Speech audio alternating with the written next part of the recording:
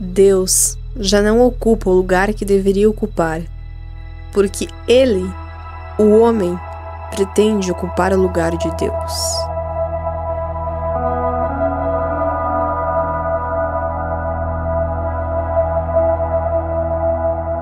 O homem muitas vezes recusa-se a aceitar sua verdadeira posição perante a realidade. O homem vem sendo tentado desde a sua criação a não reconhecer-se como criatura diante de seu Criador. O homem não aceita, o homem quer mais, quer ocupar um trono que não é seu, quer ultrapassar os seus próprios limites, revoltando-se contra sua condição natural de dependência radical. O homem quer ser mais, quer ser norma única, absoluta da vida e do bem e do mal. Incrivelmente ou não, o homem sempre cai no mesmo buraco pelo mesmo motivo. O homem quer ser Deus. O homem recusa-se a se colocar no seu justo lugar perante a Deus. Rejeita a posição de dependência que o fato de sermos criados envolve e procura uma liberdade e uma independência que leva à morte. Revolta-se à sua própria condição e situação de ser criatura, e é como uma árvore que se recusa a aceitar que é feita de madeira.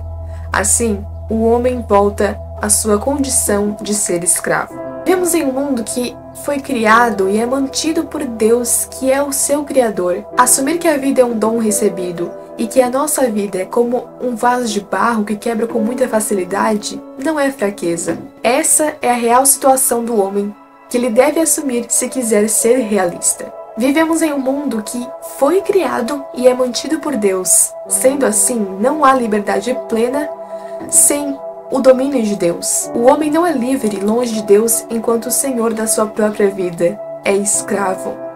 Porque nós, humanos, mudamos o tempo todo. Nós somos mutáveis.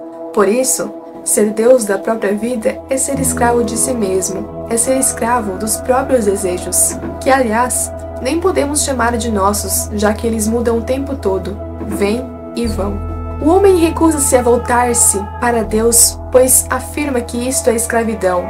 Recusa a seguir a lei de Deus, mas segue a lei dos homens e acaba se tornando escravo pela lei dos homens. As pessoas querem ser livres sem se submeter a Deus, mas isso nunca será possível. Há dois caminhos, duas leis, dois senhores, e devemos escolher a qual dos dois queremos servir. Um caminho leva à morte, o outro leva à vida. Ser o senhor da própria vida é caminhar para a morte, porque o homem jamais será Deus. O homem será sempre limitado, e o homem por si mesmo caminhará sempre para a morte.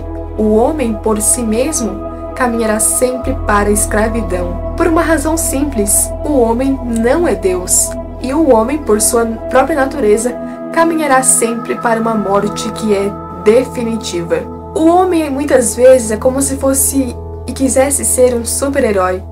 E até certo ponto ele até consegue. Ele voa, voa, voa. Mas chega um momento que ele percebe e que ele se depara com uma parede. Ele se depara dentro de uma caixa e ali ele não consegue utilizar os seus próprios poderes para escapar da caixa. E essa é, na realidade, a situação de todo ser humano. Entenda, você não é fruto do acaso, você foi criado. E quem te criou não criou você para ser escravo, criou você para ser livre e para a eternidade. Você não nasceu para ir à escola, trabalhar e morrer. Não, você nasceu e você está aqui para ser mais do que você é. Se você está aqui hoje para enfrentar a morte, é para que através dela você ganhe a vida. Muitas vezes o homem foge de Deus como quem foge da escravidão. Foge de Deus em busca da liberdade, sem perceber que só em Deus há plena liberdade. Pois Deus é imutável, é eterno, é ilimitado e Deus transcende a morte. Assim, só nele somos livres da escravidão. Em Deus há vida e só em Deus ganhamos a vida. Sabe, existiu um homem que era muito mais do que qualquer homem que já existiu, mas ainda assim ele era um homem como nós, de certa forma. E esse homem foi o primeiro a enfrentar a morte verdadeiramente, caminhando para a eternidade. E ele vem convidar a gente para caminhar com Ele e enfrentar a morte também. Na realidade, Ele já enfrentou a morte por todos nós. Só que Ele precisa da nossa resposta. Nós fomos feitos para a liberdade, fomos feitos para a eternidade. E é incrível como só o fato de a eternidade caber dentro da nossa cabeça já mostra e já indica que fomos feitos para ela. Por natureza somos escravos, mas também por natureza somos livres. Veja, nós somos livres por natureza, pois isso é uma dádiva de Deus. Deus concedeu a nós a liberdade de escolha.